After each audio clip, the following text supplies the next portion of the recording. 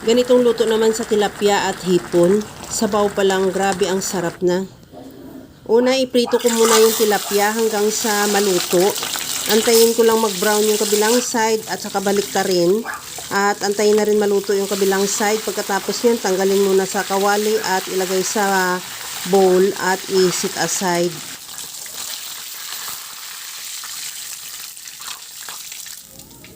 Sa disim na kawali, binawasan ko lang din yung mantika.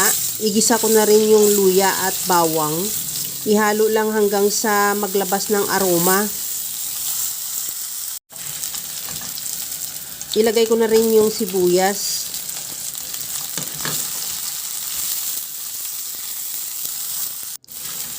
Maglagay din ako ng kamatis. Ihalo lang hanggang sa maluto yung kamatis.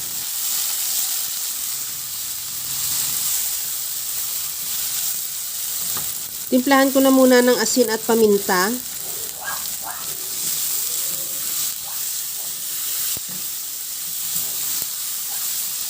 Okay na itong ating kamatis. Maglagay na ako ng tubig. Nakadepende ang dami ng tubig sa dami ng gusto mong sabaw. At ilagay ko na rin yung piniritong tilapia.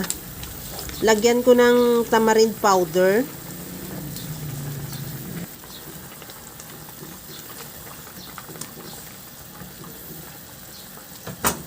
Timplahan ko na rin kung okay na yung timpla niya. Ilagay ko na rin yung hipon. Bali mga 100 grams lang yan.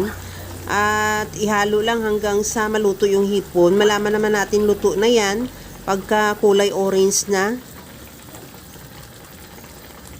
Okay na tong ating hipon. Maglagay na ako ng mustasa. Kahit anong gulay, pwede mo namang ilagay kagaya ng pichay o kaya kangkong. At naglagay na rin ako ng siling green. Ihalo lang hanggang sa maluto yung mustasa.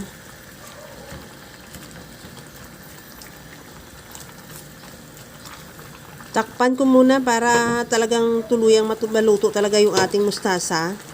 At pagkatapos yan, ready to serve na yan. Kaya mga kalasa, kung nagustuhan mo yung ating video, please like na lang at pakishare na rin sa inyong mga friends. At kung bago ka pa lang sa aking channel, subscribe na at i-click mo na rin ang bell button para sa mga notification. Kaya mga kalasa, alam ko kayang-kaya mo tong gawin dahil sa sobrang simple at napakadali niya lang lutuin. Kagaya lang lagi sa sinasabi ko na wala namang hindi marunong magluto basta sa simpleng paraan lang. Okay na tong ating sinigang na tilapia with hipon. Hanguin na lang natin yan at ready to serve na.